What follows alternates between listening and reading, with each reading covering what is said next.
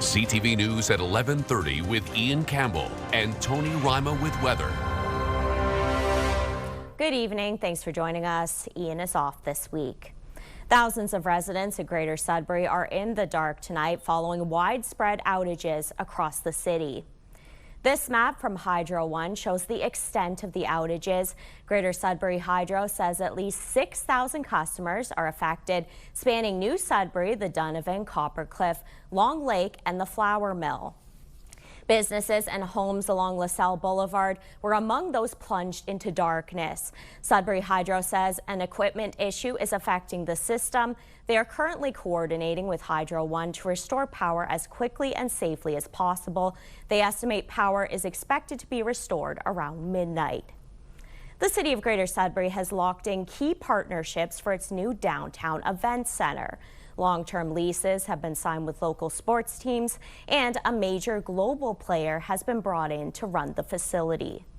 The city has officially secured its anchor tenants for the new downtown event center. Greater Sudbury has signed a 15-year lease with the Sudbury Wolves and a 10-year deal with the Sudbury Five. The teams have worked hard to get to this point. This is about the continuation of that relationship, but now it's at another level, right? It's within the event center, where it's that collaboration, that partnership. It's excitement for the organization, but it's really excited for the people of Sudbury. I'm not used to this feeling.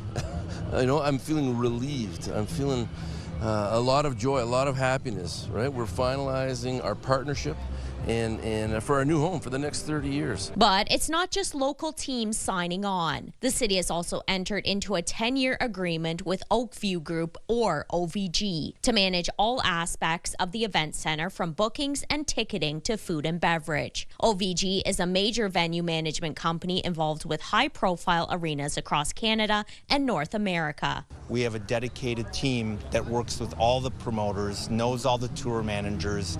They have an awareness and an intelligence in the marketplace with everything that's going on in live.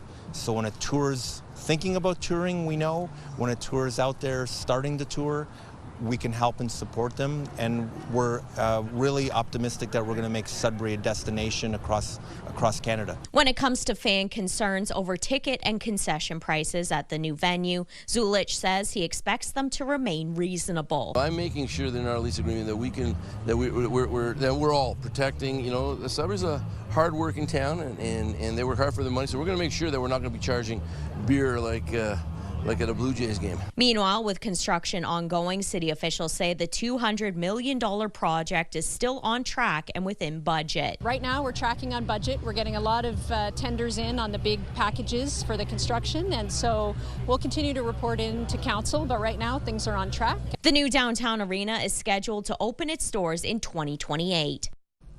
4 teens have been arrested after reports of people being shot at with fireworks and a BB gun in downtown Sudbury. Sudbury police say they responded to calls that people in a truck were shooting at pedestrians last night around 10 p.m. No serious injuries were reported. The one person did say they were struck by a pellet. Police were able to obtain the license plate of the vehicle and track the suspects to Chelmsford.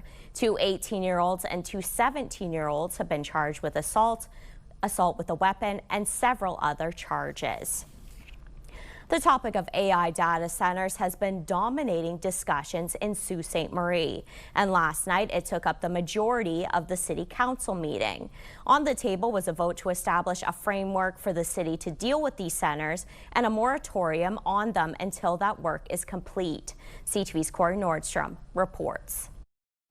A lengthy discussion at last night's council meeting ultimately ended with the topic of AI data centers being kicked down the road for 3 weeks. Councillor Angela Caputo initially posed and then withdrew a resolution backed by Lisa Vezo-Allen that would see a moratorium on the facilities until the city can create regulatory framework for the project.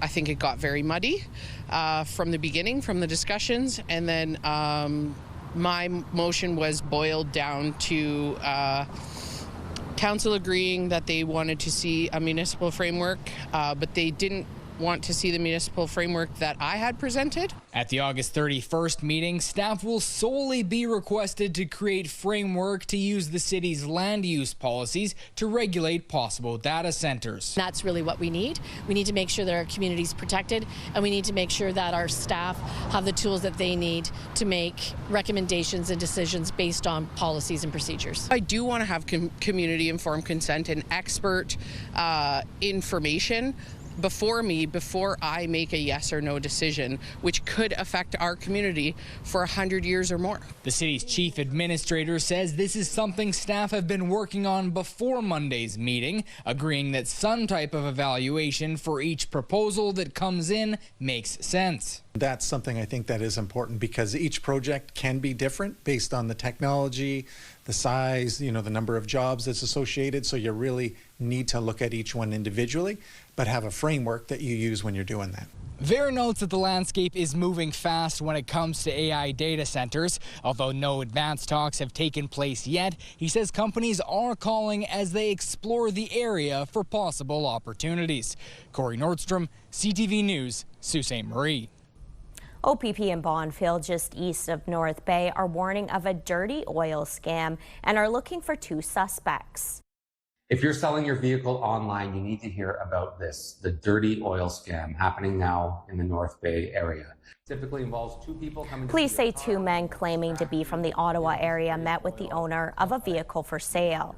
One suspect distracted the owner, while the second sprayed a substance in the exhaust pipe before taking it on a test drive. After the test drive, the suspects complained of white smoke coming from the exhaust. While the owner inspected the exhaust, one of the suspects sprayed something on the engine and used the supposed damages to try to negotiate a substantially lower price. The owner sent them away and called police. Meanwhile, police are asking for the public's assistance in identifying 2 suspects who stole a trailer from a business in North Bay yesterday. Police say a gray pickup truck was caught on surveillance video pulling into the business around 3 a.m. Monday, and that 2 men removed a 20-foot cargo trailer and damaged another trailer trying to break into it.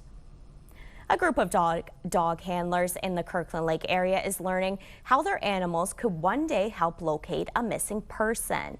As CTV's Lydia Chubak reports, a 3-day workshop this weekend will teach participants skills used in tracking and search operations. You did so good today. A dozen dog handlers will be spending the weekend putting their animals through a series of search and rescue exercises. The 3-day workshop is being hosted by DSV Canine Academy in conjunction with Sheba's School of Dog Training. William Bolton is one of the instructors. He says the idea is to build a pool of qualified civilian teams that can support emergency services when called upon. It's not a case of trying to replace them or trying to what they call self-deploy and do it myself. That is not what this is all about. This is basically going to be training people to then possibly work in addition to them and work with them in conjunction with whatever's going on. Participants will learn tracking, area searches, and human remains detection. But Bolton says finding a missing person can mean working far beyond a trail or open field, and the dogs have to be ready for that. It's very disciplined, so we want the dog to be able to follow procedure. We want the dog to also do quite a bit of what we call agility, because we're not walking along the side of the road with our dog on the leash. These are in rough grounds. That includes navigating various obstacles while handlers learn to read behaviors. The workshop is part of an effort to develop more local resources for search operations across the region. Deputy Chief Darren Donnell with the Timmins Police Service says that currently there is no canine unit locally and that the service relies on other police services who have these resources when needed. Lydia Chubak, CTV News, Timmins. For the second time since opening 2 years ago, a long-term care home in Sudbury has been ordered by the province not to take on any new residents. The Ministry of Long-Term Care has told Extended Care Countryside it cannot take on any new admissions. In an email to CTV News, the ministry says over the past 2 years, the facility has undergone 18 inspections and been issued 120 findings of non-compliance. The notice on the ministry's website says the order is based on the belief that there is a risk to the health, safety, and well-being of residents. A spokesperson for Extendicare says it has an action plan in place to address the ministry's concerns, and completed items include strengthened on-site leadership, improved approach for direct engagement between home leaders and residents and families, and increased audits by frontline leadership. A similar order to cease new admissions was issued to Extendicare Countryside in December 2024. The home has only been open since May 2024.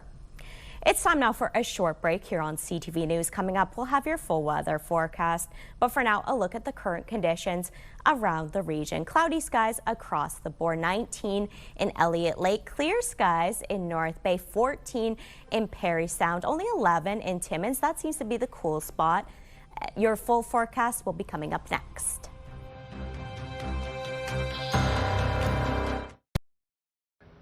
Welcome back, everyone. Now your main weather. As usual, we are starting with our forecast radar. Clear skies for the most part, but expect increasing cloud cover into tomorrow, Wednesday, 7 p.m. We'll still have some clear skies, but some showers in through Sudbury, south of Sudbury, North Bay, Powassan, that area. Then it becomes clear again, which is not all that bad into Thursday. And then back to the showers in through Chapleau, Temiskaming Shores, Timmins, you name the community, a chance of showers. Here's your 7-day weather forecast, starting with Sudbury, Nickel Belt tomorrow. Sun, cloud, rain, and risk of thunderstorms coming in at 24 degrees, and that's the normal daytime high for this time of year. More precipitation expected on Thursday. Friday, we start to get clearing. That carries over until Sunday. 40% chance of rain, more precipitation. However, some clearing skies Monday and more blue skies on Tuesday, warming up to 26 degrees. For Sault Ste. Marie, Algoma, mostly sunny tomorrow. 24, should be 23 this time of year. Thursday, though, you'll see increased clouds, chance of some rain. Friday, Saturday look pretty nice. Then Sunday, hit the brakes there. 40% chance of showers, a little cooler. Temperature starts to tick up. We get clearing skies Monday, Tuesday, also 26 degrees. Beautiful temperature. For Timmins, Cochrane, Cap, tomorrow, sun, cloud, rain, and risk of thunderstorms, 23 degrees, spot on temperature-wise. On Thursday, the temperature drops. The cloud cover will stick around and still a chance of rain. Saturday, Sunday, overcast, chance of precipitation, and also into Monday and Tuesday next week. For Temiskaming Shores, Kirkland Lake, risk of thunderstorms tomorrow. Temperature bang on for this time of year. Still unsettled on Thursday. We start to get clearing skies. Friday, Saturday, Sunday, more rain on the way. And then Monday, Tuesday, well, sun, cloud, and some rain. Tuesday, though, looks pretty nice. 25 when it should be 23. And finally, folks, your 7-day weather forecast for North Bay, West Nipissing, sun, cloud, rain, and risk of thunderstorms. 24 degrees, the temperature is normal for this time of year. Then the temp kind of drops a little bit on Thursday, increased cloud cover. We get clearing in through Friday, Saturday, Sunday. Back to the clouds, the showers, more rain expected on Monday, a little more sunshine, and Tuesday, a mix of sun and cloud. Amanda, it's back over to you. Thanks for that, Tony. The well-known Bell Mansion in Sudbury is one step closer to its new purpose. CTV's Angela Gemmell has details on changes approved today. All in favor? Thank you. It didn't take long, but this approval from Sudbury City Council means the new owner of Bell Mansion can begin renovations to the historic site. The chimney, which was falling apart, a southern wall that was also falling apart, so there was major safety issues involved with that. So we've retained heritage stonemasons from Kingston. At its council meeting today, City Council voted to amend the heritage designation bylaw, first passed in 1984 for the John Street property, also known as Bell Rock. The change incorporates a statement of cultural heritage value and interest, clarifying which elements on the property are protected. It brings a lot more protection to the Bell Mansion. Before it was a blanket heritage, where now it's defined, so what the attributes are, which gives it a much more solid protection. No, who was at the council meeting, says now that the heritage amendment has been approved, his team can move on to the next step in the project, rezoning. rezoning. The area is zoned institutional, but that will need to be adjusted to allow for a fine dining restaurant at the mansion. A large team of professionals working on the project. So right now we're just compiling the rezoning application and getting it ready for staff's review and council's consideration at planning committee. No says the heritage designation limits what can be done on the property, but it's the historical aspects that appeal to him. It maintains the integrity of that building, and we are very committed to upholding that as well. It was last fall when Devla Properties first purchased the property from Laurentian University for $1.25 million. Several open houses were held earlier this summer to let the public know the plans to create a dine-in restaurant with a targeted opening date of next summer. Angela Gemmell, CTV News, Sudbury. Oil changes aren't necessarily complicated. Many people do them at home themselves, but as CTV's Pat Foran explains, there are hidden dangers do-it-yourselfers should be aware of. I've been around vehicles and engines and stuff pretty well my whole life. Shannon Desjardins of Sudbury says she's been doing oil changes on her own vehicles for years. For me to just be able to have everything at home and do it when it's convenient for me. 2 years ago, she leased a 2024 Subaru Outback. She was doing oil changes and keeping records. But in January, at 71,000 kilometers, something went wrong. I was almost home and a little red light came on, which I'd never seen before, but it was an oil light. The light went out, so the next day she continued to drive it. On my way back into town, the light came on again, and that's where I ultimately had it towed because there was obviously a bigger issue. Desjardins was told there was sludge in the engine and other major problems. She was asked to provide proof of oil changes and said she did them herself. That's when she was told repairs would not be covered under warranty. The only reason why they're denying it is because I did my own oil changes. We reached out to Subaru Canada and a spokesperson said owner-completed maintenance must follow the maintenance schedule. A record of all services must be supported with documentation, including receipts to ensure warranty coverage can be determined appropriately. If you're handy and have an older car, you may want to do your own oil changes, but if you have a newer vehicle still under warranty, you should return to the dealer or at least an auto shop or lube shop that can give you a paper trail with receipts. When you do the oil change yourself, the risk is too high. I wouldn't do it. Car Help Canada says a dealer will keep detailed records and use the correct oil and filters. The group says as repairs get more expensive, changing oil yourself may not be worth it. You might think you are saving $100, $150. It might cost you thousands of dollars afterward. It doesn't sit well with me. Subaru said their investigation is continuing. Desjardins continues to make lease payments and pay insurance on a car she can't drive. Pat Foran, CTV News. A U.S. announcement on reducing and changing vaccine mandates in the U.S. is sparking concern from Canadian doctors and medical experts. CTV's Pauline Chan has the details. Calling it the gold standard of childhood immunizations, Trump signed an executive order to reduce the number of shots children in the U.S. receive. A vaccination thing looks like the size of a bottle of soda poured into a little child's body. Medical experts say this is one of the inaccuracies in Trump's comments. We don't have good medical evidence for a lot of the changes that were suggested in the U.S. document. Trump calls for RSV protection to be given only to high-risk babies, but we know that most of the hospitalizations are in healthy infants, not in high-risk infants. Similarly, Dr. Vivian Brown says meningitis occurs more in healthy teens, not high-risk groups. In addition, Trump wants to split the measles, mumps, and rubella vaccine given in one shot now in Canada and the U.S. For example, at 1 year, you should have 5 separate visits for vaccines rather than getting them all in the same day. Previous research is that parents are unlikely to finish vaccine programs when they have to come back over and over again. Doctors say there's no medical benefit to splitting the vaccine, and while money may be saved with fewer shots given, Brown says fewer vaccinations will lead to more hospitalizations down the road. This doesn't have the force of law. What he's basically doing is saying to the states should look into this and try and implement this, but I think states will ignore this. But the U.S. position will affect Canadians, and not just by increasing questions and confusion about vaccines. If you have that amount of mixing of populations where one group is systematically less vaccinated and protected, they become a vector to bring disease into Canada. I think this is a further strong argument for strengthening vaccine capacity and use in Canada, because that's how you protect against this. And if Canadians have vaccine questions, Dr. Brown says talk to your healthcare provider. Pauline Chan, CTV News.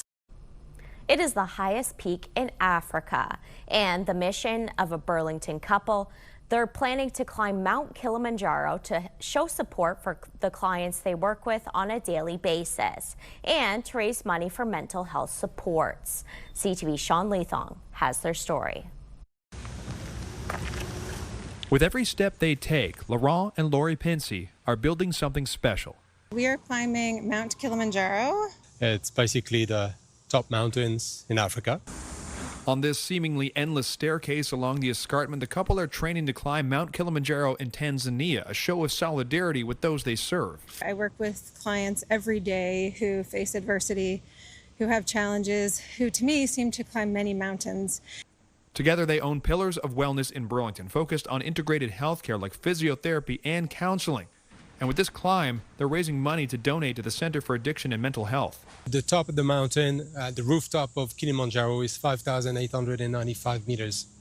So we thought that it'd be a great alignment to put our goal to $5,895. The nearly 6-kilometer climb takes 5 days and then 2 more to hike back down. But they say it's about more than the money raised. It's about reminding those they work with. And we can do hard things, we can challenge each other, we can struggle, we can succeed, we can be resilient. The couple leave on September 22nd and have already raised $1,200, but they want to build a sense of community. We want to do that for everybody that are climbing mountain on their own. For all those people out there that are struggling every day, you're not alone with that. Reach out to your friends, to your family, get support. Hoping those who may be climbing their own mountain will continue to the top. Sean Leathong, CTV News. Still ahead tonight on CTV News. Several women in Sudbury are set to be honored for their work bettering the community. More after the break.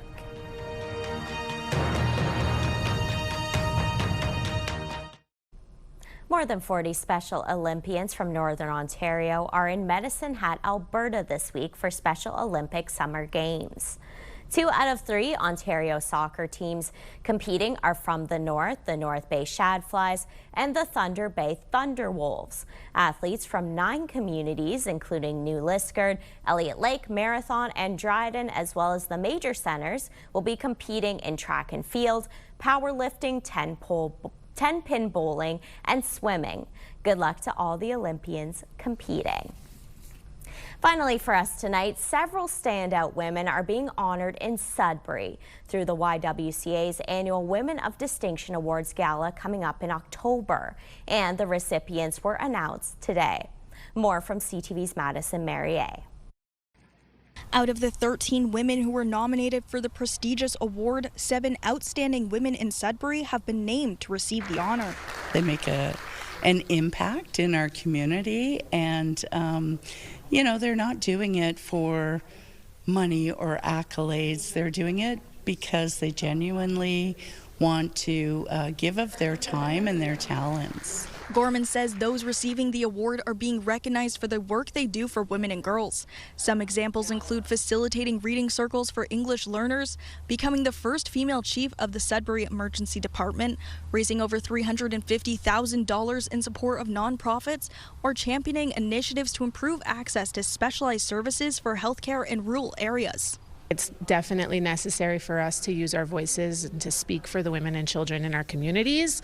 On a daily basis, we get to help families find their home, but this way we can also help people find a safe home. I truly feel like this is what I was meant to do. I also work with the OPP, so I sit on their Sexual Assault Review Committee. It's opened a lot of opportunities, like I said, to try and support survivors of violence. While many of the women we spoke with say they feel humbled by the award, Gorman says it's important to recognize the work they've done. This is an amazing gift that they're giving to the community, and it really needs to be recognized and hopefully motivate other women or other people in our community to do the same. There are incredible women in this community. It is truly amazing the work that's being done behind the scenes. It's nice to be able to feel like we're making an impact locally to the women and children here in Sudbury. The gala will take place on October 17th, and organizers say the money raised will support annual youth conferences that are focusing on toxic messaging that perpetuates gender-based violence. Madison Merrier, CTV News, Sudbury. Congratulations to all. That takes us to the end of our newscast this Tuesday night. Thanks for watching. I'll be back here tomorrow. Good night.